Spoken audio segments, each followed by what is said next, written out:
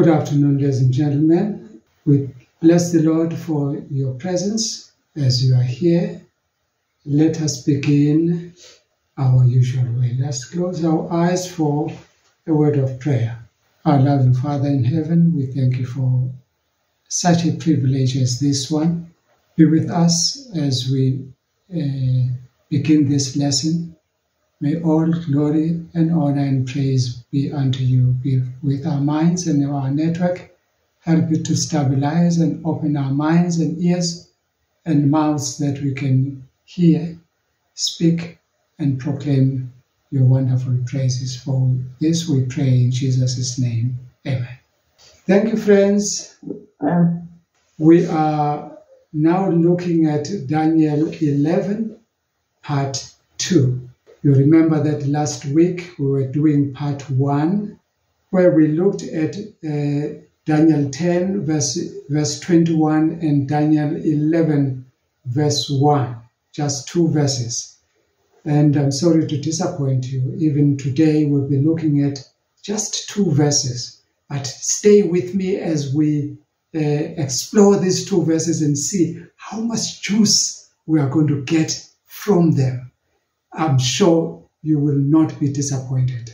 It's always good that we begin by recapping where we ended, reminding ourselves where we ended, so that we can form a beautiful link on this new information that we are coming with today. Last week, in our part 1, we ended up on a note where we're looking at the truth as being told by the angel. And we said that truth actually was written in Truth's book. It was something that was written in the book of truth, or in the book that belongs to truth. I even said last week, if you remember very well, I even said that could be something like a diary. Let's continue from there. The angel said, remember it's during the time of Darius, but the angel said, 3 more kings are going to appear in Persia. That is 3 excluding Darius.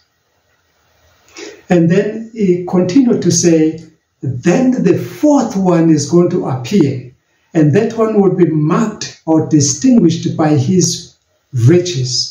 In fact, he was going to gain the kingship through his riches. And then the angel continued to say, when that king has come, he was going to stir up everybody against Greece. Mark that he mentioned Greece by name. This is still the Persian Empire, but he's saying 3 more kings are going to come. Then the 4th one is going to come by his riches, and then he's going to stir up everybody against Greece. And what we expect from there is that the Greeks will retaliate that provocation, that if I may say so. They are going to retaliate that provocation, and when they do, it will be in a big way. They're going to throw down his, put off his kingdom. And then the angel, mark that, I'll be linking you to chapter 8, because this is a chapter 8 prophecy. There's no other one. The angel is only expatiating on that prophecy as he tries to explain to Daniel so that Daniel can understand.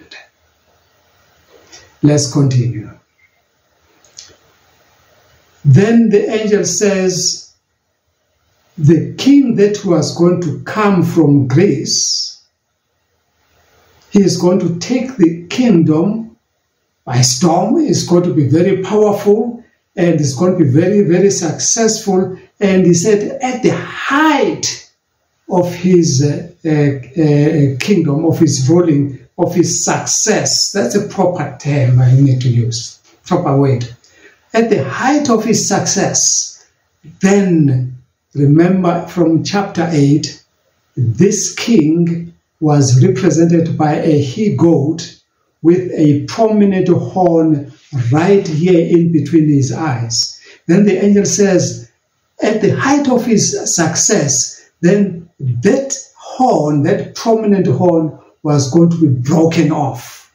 And in its stead, look at it as I show it here. In its stead, then 4 more horns are going to grow up in the 4 or towards the 4 directions of the 4 directions of the canvas, if you please.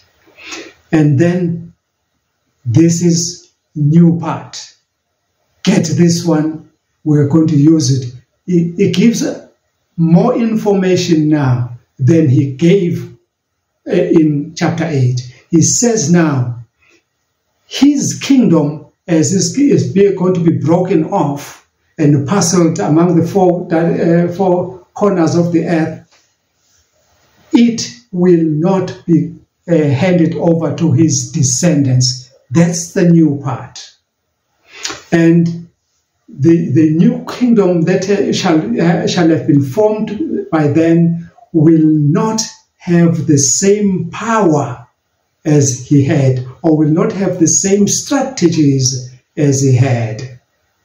And this one is also important, it's new. He says, his empire shall be uprooted and given to others. That becomes very, very important to note in chapter 11.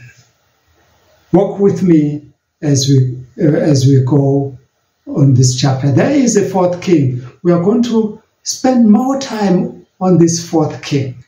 Remember, we're not just talking about the 4th king, but we're going to spend some time as we do the introduction. But we'll be talking about this new king of the 3rd kingdom.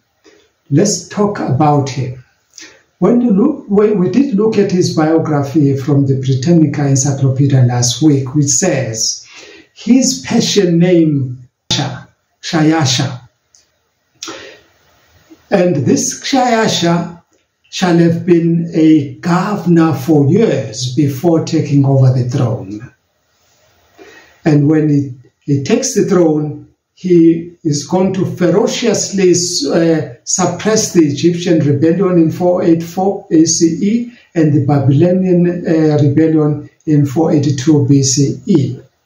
And when he took over, he conducted a revenge attack on Darius for his defeat. Remember, he was the grandson of Darius. So he still remembers that. He says, no, let me avenge my father's defeat there. And then he goes on to attacking Greece. That's the blunder he made. That's his downfall. Otherwise, he was doing very, very well. But that was his downfall. And then he conducted 3 years. He spent 3 years on this mission. He planned very well for 3 years, making canals and training the soldiers, buying the ship to go and attack Greece. And eventually he attacked Greece. And he was victorious at Thermopylae, where he pillaged the Athens and destroyed their god Zeus. That's another big blunder that he made there. By attacking their god Zeus, he thought they would not retaliate. And then, however, he lost the battle. His navy, he lost it. And when he lost his navy, and then he retreated to Asia. Mark that one part. I'm looking at his demise now. As he retreated to Asia, leaving his army still fighting behind him, and then ultimately it was defeated, as we predicted, in the Battle of Plateau in 479 BCE. And as he was in Asia, he was unwittingly drawn into the palace intrigues where the queen, mark the queen, that's the new data we'll be talking about in this session. I'll be giving you the name of this queen, and please, as we go along here, this new information is going to help you to understand this chapter very well. There are many twists and turns in this chapter, such that most people, they get confused. I don't want you to get confused. As we give this information, please sit on it. So the queen there asked him or commanded him to murder his brother's family and his brother. And he did so, since it was a command of the queen, and things did not go very well for him there, because the palace persons, they turned against him, they ganged up against him, and they murdered him as well. So he's gone. In the worldhistory.org, they agree with the Britannica almost on all the points except for his Persian name. They say his Persian name was Shahansa. Shahansa. We're not going to get in there, but we know that's where they differ. And then also they do say that his declaration of war against Greece was due to the pressure from his brother-in-law Mardonius, who wanted to be made a satrap of Greece upon the conquering of the Greece there. Now, we are done with the second kingdom. We are getting now, because now Greece has retaliated, and Alexander the Great has taken the world by storm. Let's continue. This is still contained in the Truth book, or in the book of truth, still contained there. Then, as we look at that one, let's look at Alexander the Great. Remember, there he is there, as I'm pointing out, he was represented by that he-goat with that prominent horn in between his two eyes. Remember, as you can see, that he-goat is flying in the air. Is flying. That is the speed. We're going to talk about that. We did speak about that one in chapter 8, but we still are going to continue on it nonetheless. Remember, in chapter 8, verse 5, the Angelic said, suddenly a he-goat with a prominent horn in between his eyes came from the west. Note that although the ram did have the 4 kings, when we say the ram did have the 4 kings, what we mean? This is where most people get confused, and we don't want you to be confused like them. Get it now. When we say the ram had 4 horns, remember it was Darius and these 3 other kings plus that 4th one who stirred up Greece. But, all right, the 4 horns of the ram were hidden. We're not told about them until chapter 11. That information came in chapter 11. And then another thing is that we should know that there were other kings in Medo-Persia whose role was not as significant as these 4. We're talking about kings like that Bardia or Smerdis. and some other kings who were somehow mentally challenged or mentally disturbed. Those are not really counted.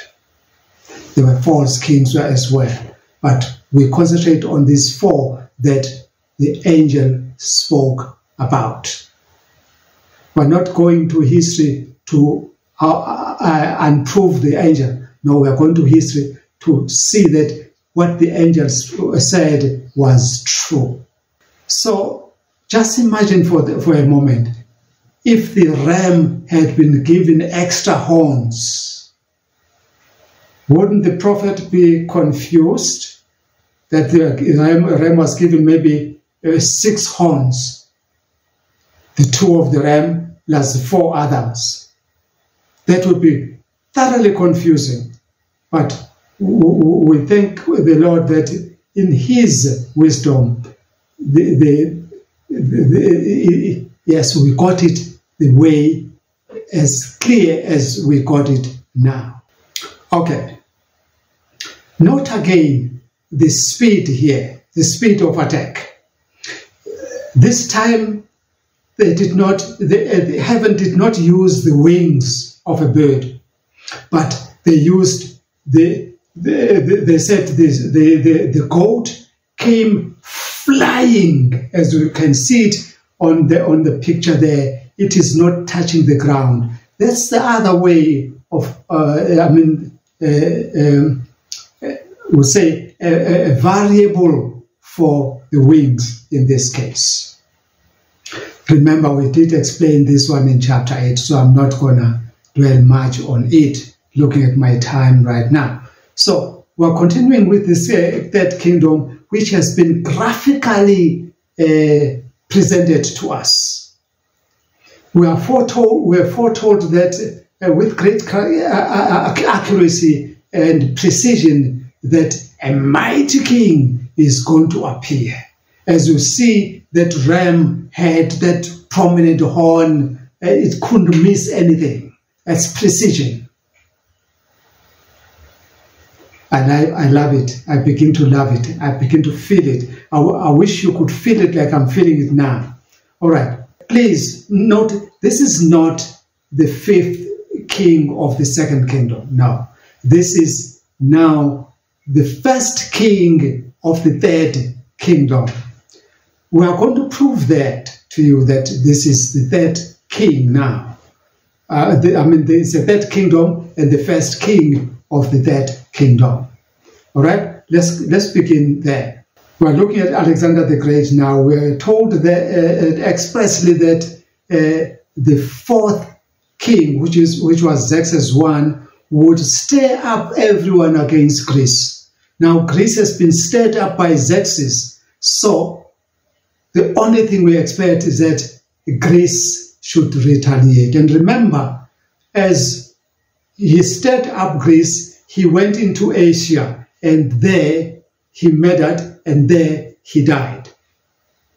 And so he did not live to see what he had done. And in that period, because now the Persians, they didn't have a king as such at that time, that's when they were vulnerable. And so, remember, he had stirred up everybody. And in chapter 8, we did speak about that rebellion against Persian governance at that time. So that made it very easy for Alexander the Great to come and simply crumble that kingdom like that. That is the speed part.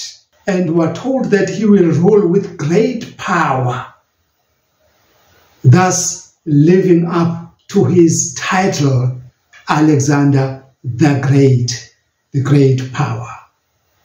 This was foretold more than a century before it actually happened. Why do I say more than a century? Remember, in part 1 we had said it took 62 years before the 4th king came into rule. All right? And the 4th king ruled for 40 years, if you remember that schedule I gave you last week. So that, to me, a century is being completed and exceeded by roughly 2 or 3 years more. Let's continue. Remember now, we are talking about that kingdom that was represented in chapter 7 by a leopard with 4 wings and 4 heads. We are in that kingdom now. And that verse continued to say, he will do as he pleases. I'm looking at that word. That part actually was told, we're told about it in chapter 8, verse 7, if I'm not mistaken. Let's read that verse. It says, I saw him attack the ram furiously, striking the ram down and shattering his 2 horns. The ram was powerless to stand against him.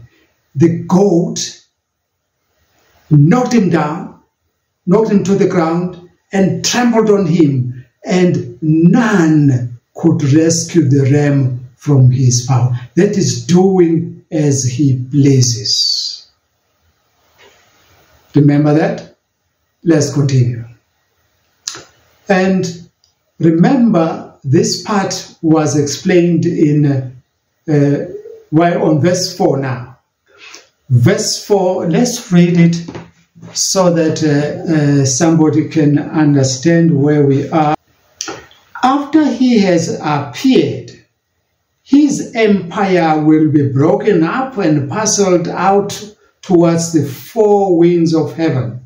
It will not go to his descendants, nor will it have the power he exercised, because his empire, the reason, because his empire will be uprooted and given to others. Now, we are there.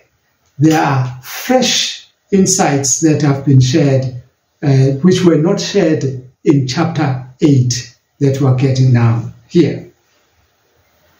So, in chapter 8, verse 8, we read, the goat became very great, but at the height of his power, his large horn was broken off, and in his place, or in its place, 4 prominent horns grew up towards the 4 winds of the heaven. There is that part that we spoke about in chapter 8, the north, the south, the east, the west, looking at those. Don't worry, I will come there and remind you. Will see it clearly this time. You will not be mistaken about it. You will not be mistaken about it. You will see it very clearly.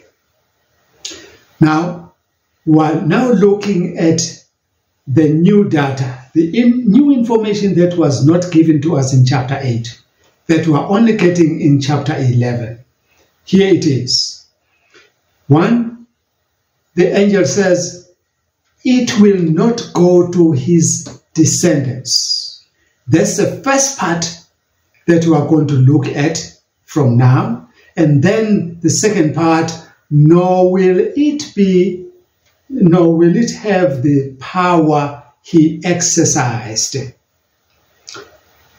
And then the reason, because his kingdom will be uprooted. And that uprooting is very, very crucial, my friends. Don't ever forget it. Note it from now. Those are hints that we are getting in this chapter that was not there in chapter 8, as we're still talking about that chapter up to now. Now, let's go to the history and see whether it really happened as the angel said it would happen. Let's go to history. Let's go together. Remember, this map, you should be familiar with it. And the only thing I added onto the map is just to put that cross there. Can you see that cross? Now, it becomes easy now for you to see the 4 directions of the compass, where the cross is pointing towards Lysimachus, that is the north, where the cross is pointing towards Ptolemy, that is the south. And where it is pointing onto the left of Ptolemy, that is Kassandra marked with yellow. And where it is pointing towards the Greek Empire on the east, that is Seleucus. Those are the 4 directions of the campus we're talking about here. Let's get the juicy things now. What happened? I like the teachinghearts.net. I like them when they say Alexander the Great, who ruled from 356 to 323 BCE, is respected as the most powerful and brilliant of all military leaders. The angel said he will rule with great power. That's where that one, I love that one, what they said there.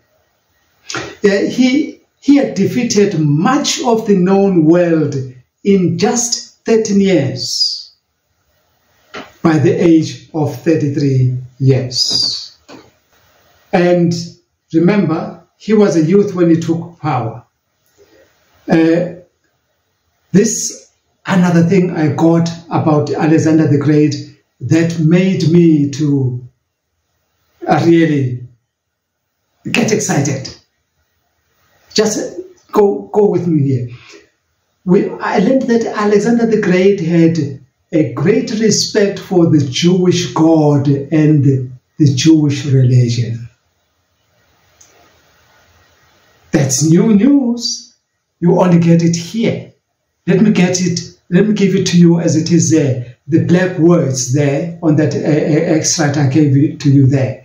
They say the Talmud, others they say the Talmud relates that when Alexander the Great and his conquering legions advanced towards Jerusalem, they were met by a delegation of elders led by the high priest Shimon HaTzadik. Shimon meaning the righteous. When Alexander saw Shimon, the high priest, advancing towards him, guess what he did? The red words. He dismounted his horse and prostrated himself before the Jewish sage that was being led by the high priest. And the guys that are going with Alexander the Great, yes, you are right, they were astonished. What is happening here? Why is our leader doing this? And Alexander explained to them, get the explanation, the blue words there. Alexander explained that each time he went into battle, he would see in a vision the likeness of this high priest leading the Greek troops to victory. That to me was mind-baffling. And remember, as we will be talking about, as we will be exploring this chapter further, guess who else is going to receive a vision? But later, not for now. Just get this one. A true leader is receiving a vision.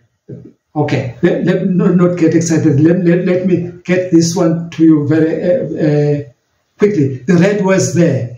Alexander was a kind and a generous ruler. Then the black and white. He cancelled the Jewish taxes during the sabbatical years. Any tax, don't pay any tax this year. It's sabbatical year, you know it. To me, that, now let's continue. History will normally history, friends, is normally not unanimous about anything.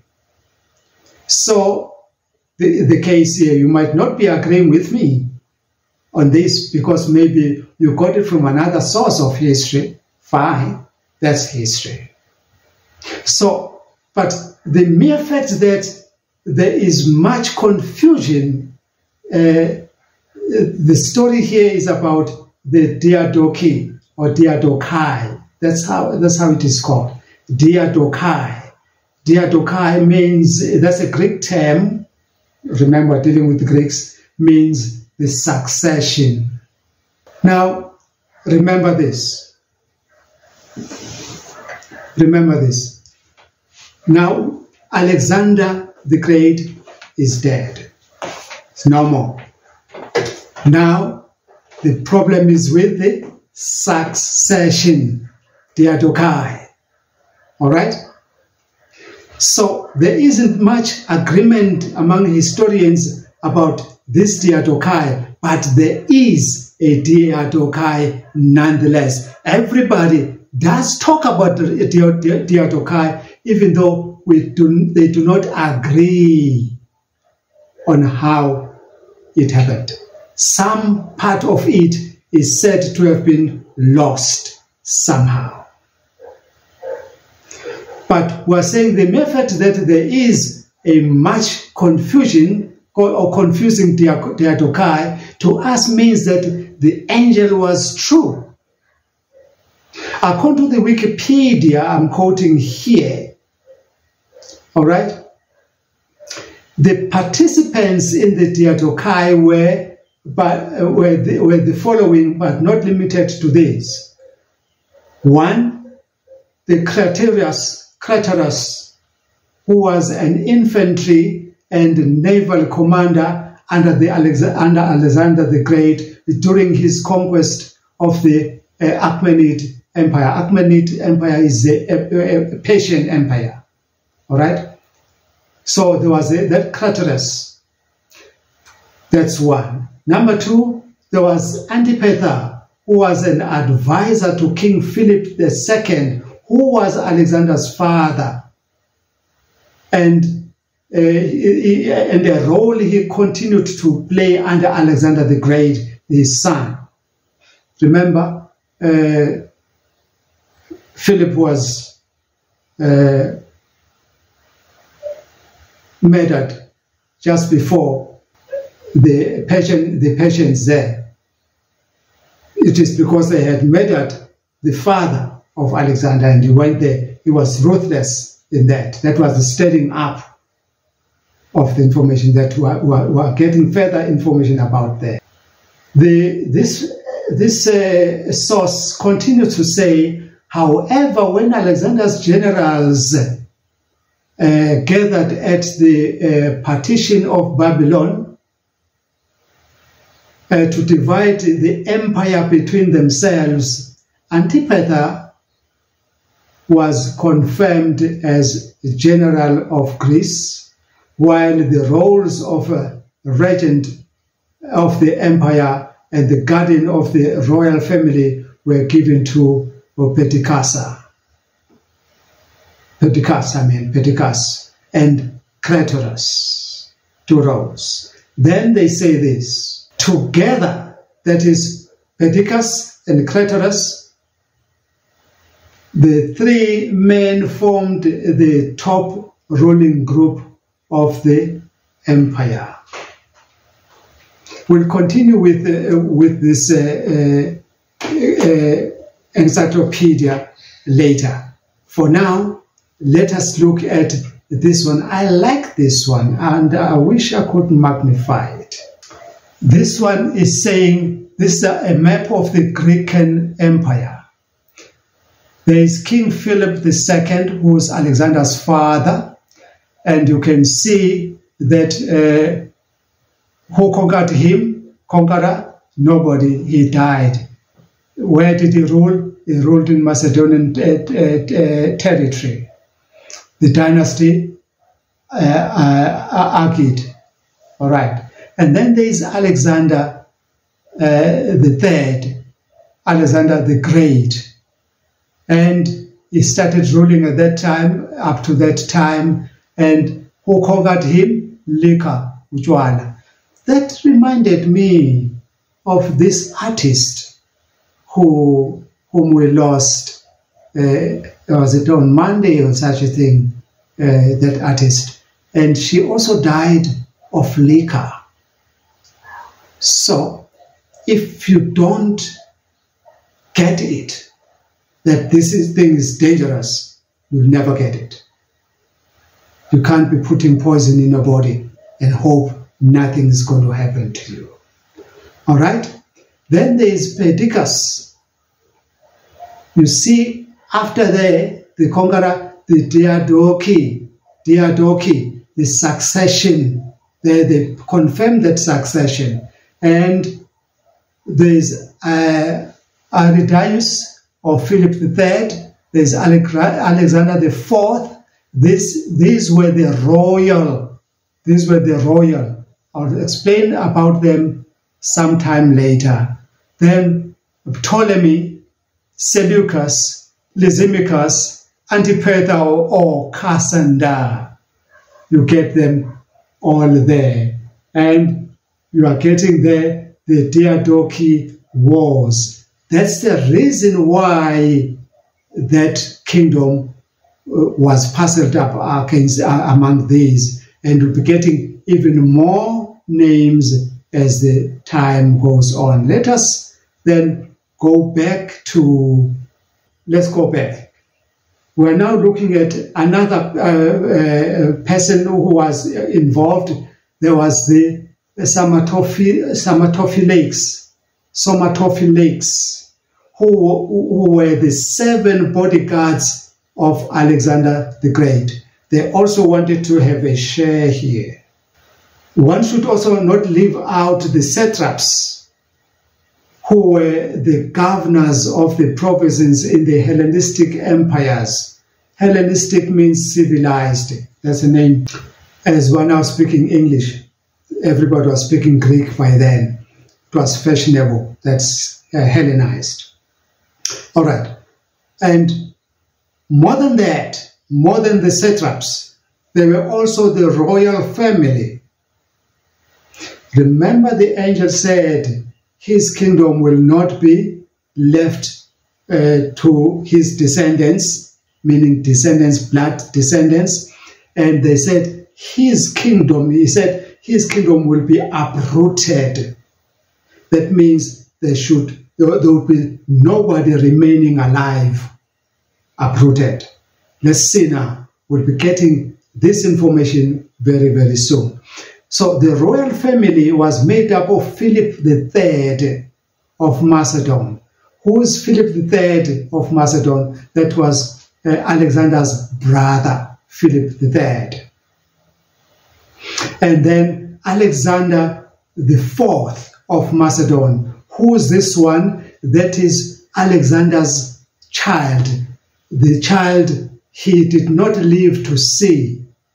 He did not live to see this child being born, and then he was named Alexander IV because his father was Alexander III. So it made sense that they name him Alexander the IV. So as an infant, he couldn't take rule, so there should have been a regent for him. We'll be seeing things getting very, very interesting here.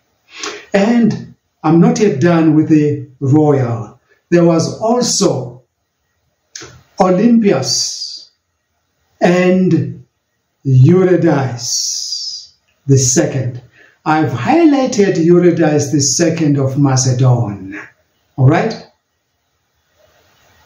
Yes, if you were listening, I did say I'll be giving you the queen.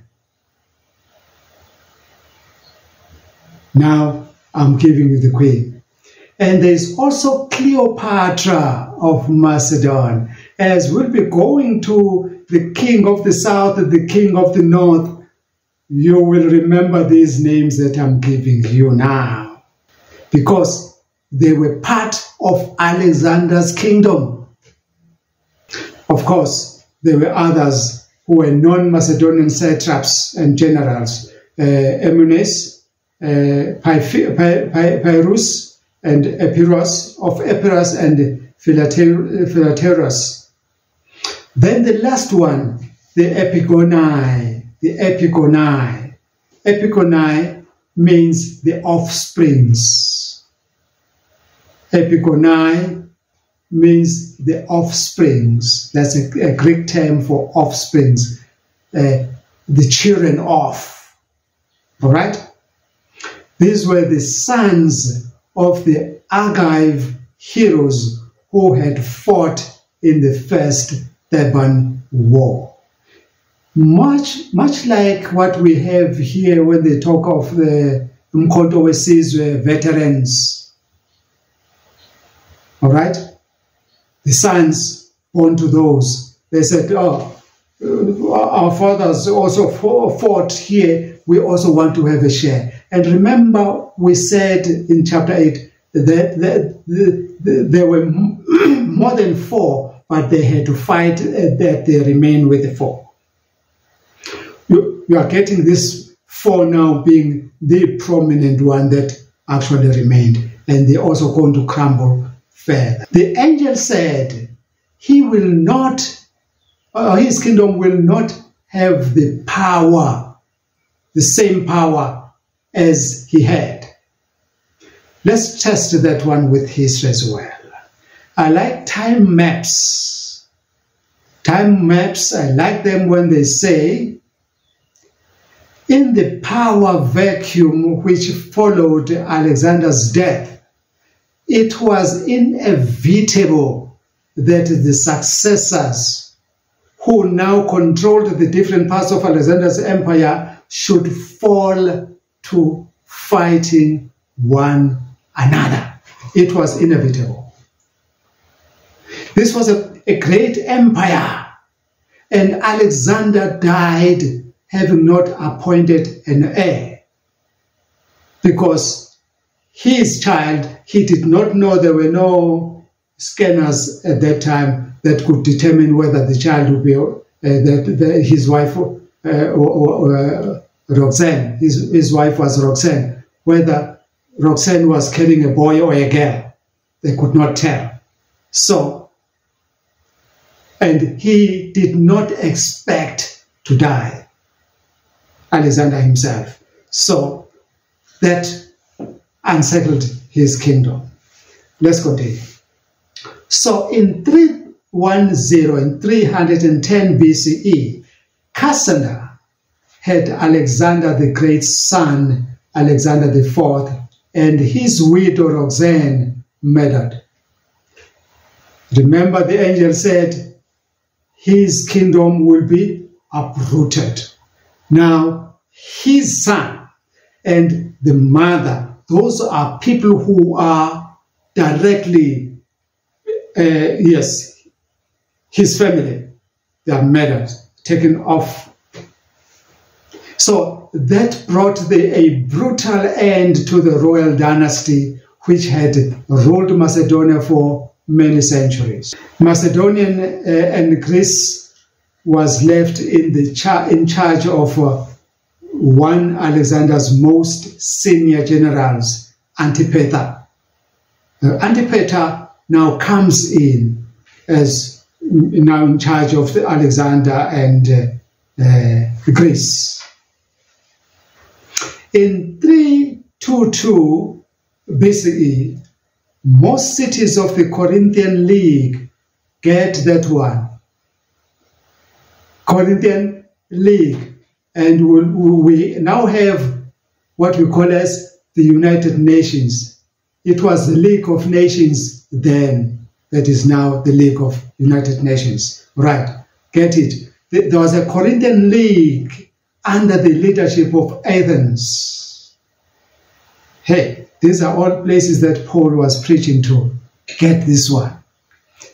They attempted to shake off the Macedonian control, but they failed.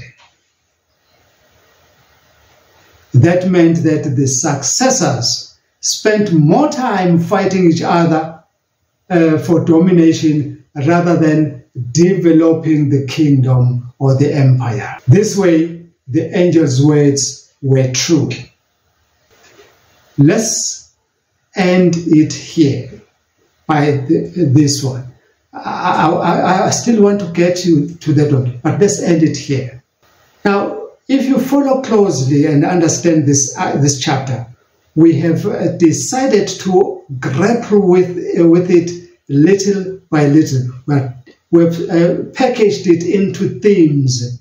We have avoided anything that would lead us to the King of the North and the King of the South, and those cities. Those are going to take us a long time. So we've just made for now a nice cushion or a nice background that we even know Eurydice now, and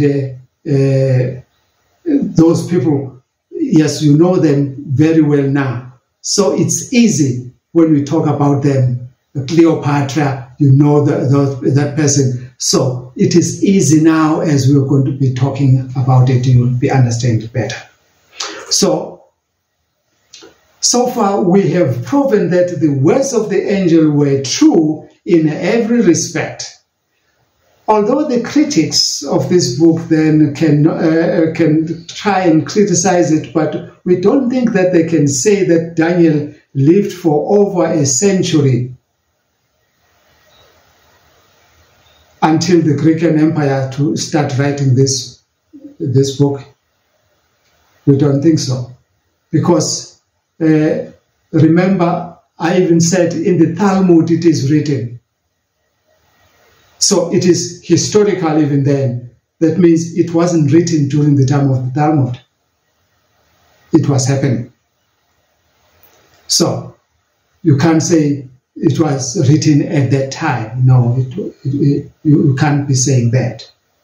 So it may seem like this is not part of the 2,300 days or years prophecy for now, but we shall prove in the end that this indeed is part of the 2,300 days.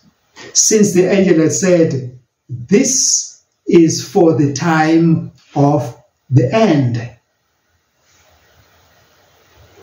was still adamant that this is not an entirely new prophecy, different from Daniel chapter 8, but it is an elucidation of Daniel 8. If there is any prophecy that was given to Daniel, the vision of Daniel chapter 8. Let's end here for today.